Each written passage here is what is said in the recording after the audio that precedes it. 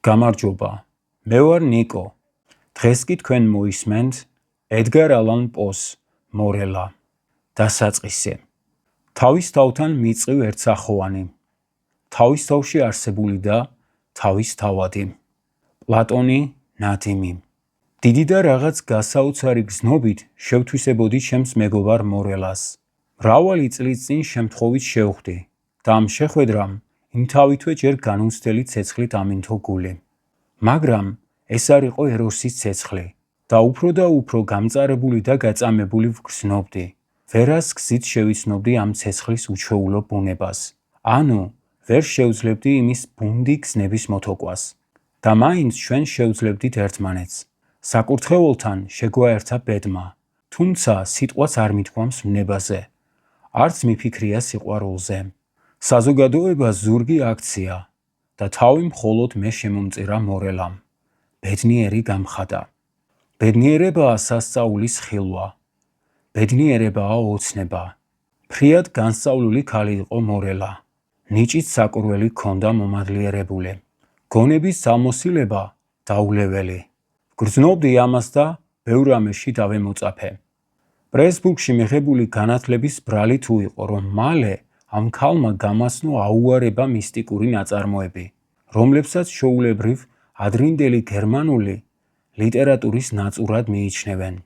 ვერ გეტყვით, აგრე თავგამოდებული დღენიაдаг რაც სწავლობდა და თაყვანს ასცემდა ამ წიგნებს. ხანი რომ გამოხდა, მეც ასე მესადინეობდი. მიზეზი ამისა მისი ჩვეულებისა და მაგალითის უბრალო, მაგრამ ქმედო ბუნარიანი ზეგავლენა იყო. ყოველივე ამას გონი ჭკუა მიუტანებლად ვაკეთებდი. ჩემს შეხედულებაზე რამდენადაც მახსოვს, არასდროს უმოქმედია იდეალურს. ვერც მისტიციზმით შეზავებული წიგნების ზეგავლენის კვალს პოულობდი. თუ არა ვცდები ჩემს საქმეებსა და ჩემს ფიქრებში.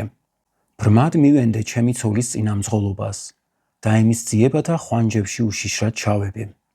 და მაშინ, როცა ნაკრძალის სტრიქონების მკითხველი ვიგრძნობდი ნაკრძალის სულის კიაბს, მორელას გრილი ხელი ჩემსას სალბუნად დაედებოდა და მკვდარ ფილოსოფიას ფერფლს გადააცლიდა ყრუდ წარმოუთმელი რამდენიმე გასაოცარი სიტყვით, რომელთა იდუმალი მნიშვნელობა კიდევ დიდხანს მენთო მეხსიერებაში.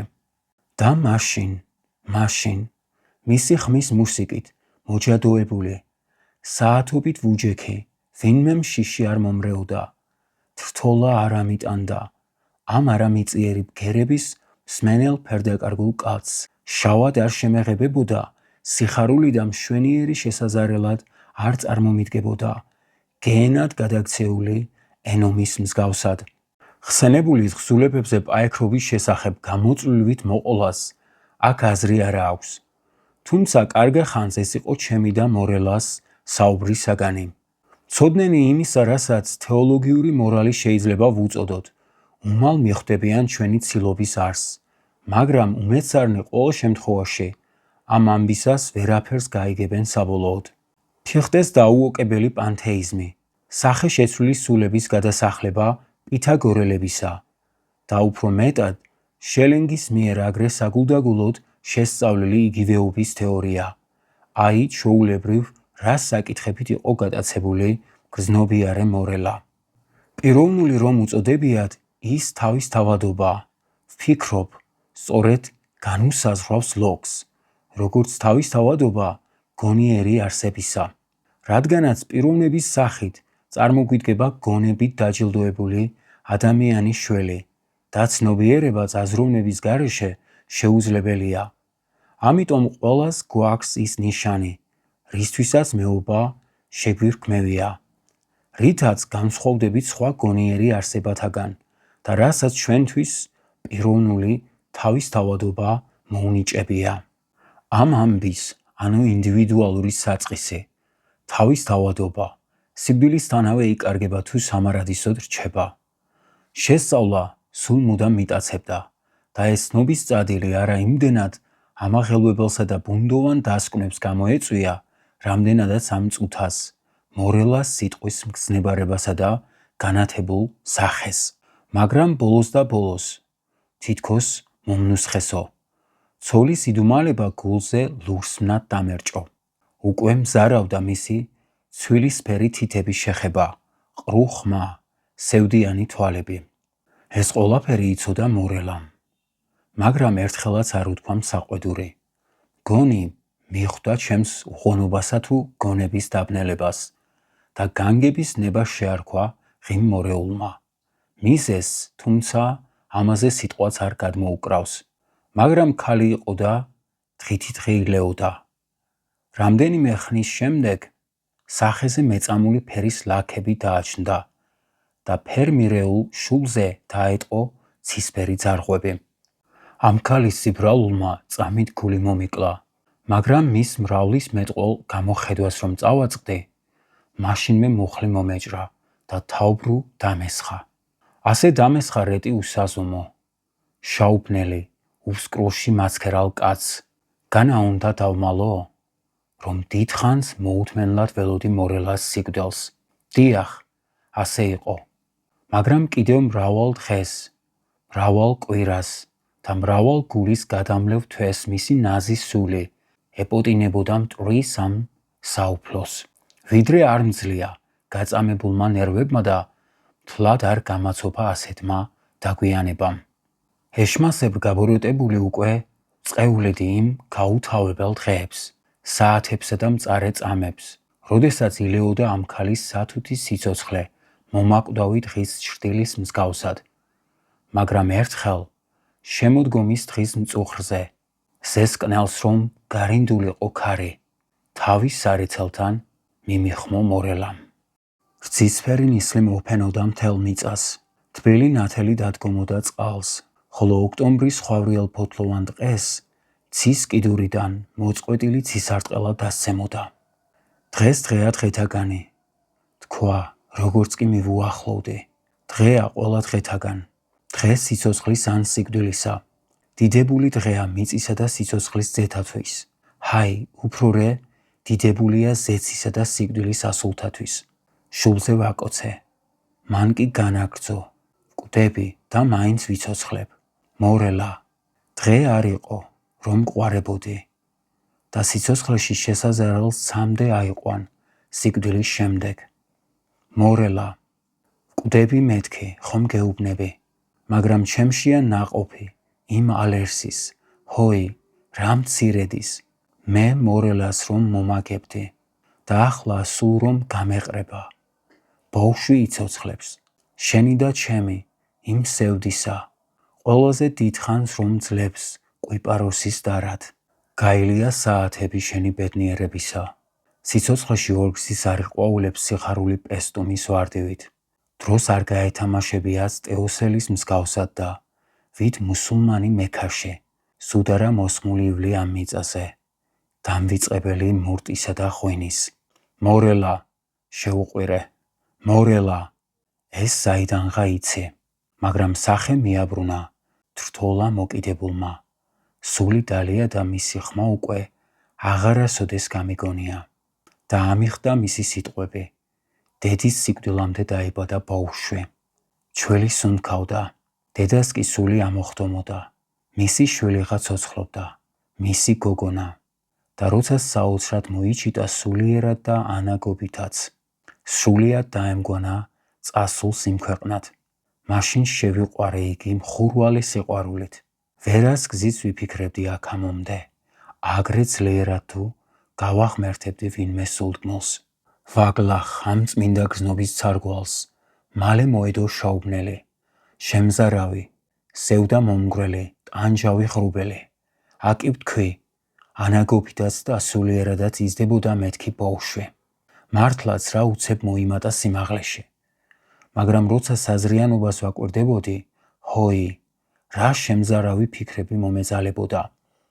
ან გასაკვირი აქ რა იყო, თუ კი დღითიდღე ვამჩნევდი ბალხის მსჯელობაში მოწიფული ქალის ძალასა და ნიჭს, თუ კი ნორჩი ბაგენი ცხოვრებისეულ სიბრძნეს მეტყველებდნენ, თუ კი ნიადაგ ვჭვრეტდი მის დიდრონ ჭკვიან თვალებში ასაკსრულის გამოცდილებასა და სიმტკიცეს.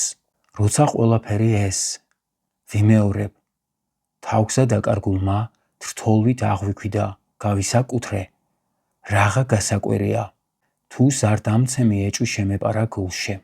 ხალხის თვალს გადავუმალე არსება, ვისი თაყვანისცემაც ბედმა მარგუნა და განმარტოებული. შიშატანილი თვალს არ ვაშორებდი ჩემს სალოცავს. ხანი გადიოდა და თხენია და გვუმზარდი მის ნათელ, მშვიდ და მრავლისმეტყველო სახეს. ვფიქრობდი, რა მალე წამოიჩიტა მეთქი. თხენია და სულ უფრო და უფრო მეტ მსგავსებას პოულობდი შველსა და დედას შორის. ხედავდი ნაღველსა და სიკვდილის დახს. ყოველ საათს მეტად და მეტად მოგდებოდა ჩრდილი ამ მსგავსებებისა. ხდებოდა უფრო სრული, უფრო ცხადი, უფრო შემაწრწუნებელი. კიდევ შემეძლო მისი ღემილის დათმენა. ასე რიგად რომ მიუგავდა დედის ღემილს, მაგრამ კანკალი ამიტანდა ხოლმე დედას შვილის სრული იგივეობის დამნახველს. კიდევ გაუძლებდი მათი თვალების მსგავსებას, მაგრამ ვაი რომ ეს თვალები თავად მორელასნაირი ძალოვნებით ხშირად წვდებოდნენ სულში და გონებას მირევდნენ. გოგონას მაღალი შუბლი, მისი ცვილისფერი თითებით შერხეული, აბრეშუმისნაირი დალალ კავები, სევდის მომგვრელი ხმა და მეტადრე კი ჰოი, მეტადრე კი განსვენებული ზიერი და სიტყვები. ჩემი საყვარელი შვილის ნათქვამი თავს არ სამცემდა, გულს დარდით მიჭამდა, მარად დაუძინებელი მატლევით. ასე გახდა 10 წლის გოგონა, მაგრამ მისთვის სახელი ჯერაც არ დამერქმია. ჩემი შველი, ჩემი გოგონა. ამ სიტყვებს ჩვეულებრივი მამობრივი გრძნობა მათქმევინებდა, ხოლო სრულიად მარტო მყოფი ვეღარავის ხედავდა ჩემ გარდა. მორელას სიკვდილთან ერთად მოკვდა მისი სახელიც. შვილთან დედაზე ხანმოკლე არსებობის ჟამს გარე სამყაროდან არავითარი შთაბეჭდილება არ მიუღია, გარდა იმისა, რის საშუალებასაც აძლევდა მისი კარჩაკეტილი ცხოვრება. და ბოლოს, საზარელი ბედისწერის ასაცილებლად, ჩემს მთლად აფორიაქებულსა და დაღლილ გონებას უცებ ნათლობა მოაფიქრდა. სახელს შესარჩევად ემბაზდანაც კი მერყეობდი. ენის წვერზე მადგა, ძველი თუ ახალი, მშობლიური თუ სხვა მხარეების მშვენიერ და ბრძენ ქალთან ნაზი, ბედნიერი და ლამაზი სახელები. განსვენებული ცხსოვნას შეშფოთება ნეტავ რამ ჩამაგონა. რა ეშმაკის ძალამ ამომათქმევინა ის ბგერები, რომელთა მოგონებაზე სისხლი ალისფერ ნაკადად დაემშვიდობა საფეთქლებიდან გულისაკენ. სულის წიაღიდან რა ეშმაკმა ამომძახა, როცა მიბუნდვილ ეკვდარში. სულიერ მამას ჩაურჩურჩულე ეს სიტყვა, მორელა. თუ ეშმამ არა, მაშინ ვინ შეუჭმუხნა შუბლი ჩემს გოგონას და მკვდარივით გააფითრა. როგორც კი გაიგონა ეს ჩუმი ნათქვამი, მონისლული თვალი ზეცას მიაპყრო და საგვარეულო სამარხის შავ ფილებზე გადავარდნილმა მარქვა, აქ ვარ, კაფიოდ, ცივად, ნათლად ჩამესმა ეს რამდენიმე ბგერა და გამდნარ ტყვიასავით ჩამეღვარა ტვინში შიშინით. წლები გაივლის, მაგრამ ამ წამს რა დამავიწყებს. კვლავაც მიყვარდა ყვავილი და ღვინო და მაინც დღისით და ღამით ჩრდილად მადგა ციკუტა და კვიპაროსი. სივრცე და დრო არ გამიზომია. ცაზე ჩამქრობოდა ბედის ვარსკვლავი და წყვდიადმა რომ მოიცვა მიწა, მისი მრავალსახება ლანდად ფრთხიალებდა ჩემ წინ. მაგრამ მე კი ერთხელ ხედავდი მათ შორის მორელას, მხოლოდ ერთ სახელს შრიალებდა ცისქვეშეთის ქარი. მარად ჟამს ერთ სახელს ჩურჩულებდნენ ზღვის ჭავლები, მორელა. მაგრამ ის მოკვდა. საგოდებელზე ჩემივე ხელით წავიღე და დიდხანს ვიცინოდი საწყალობლად. იმ პირველის ნაკვალევსაც ვერ მივაგენი, როცა საძვლოში ჩავასვენე მეორე მორელა.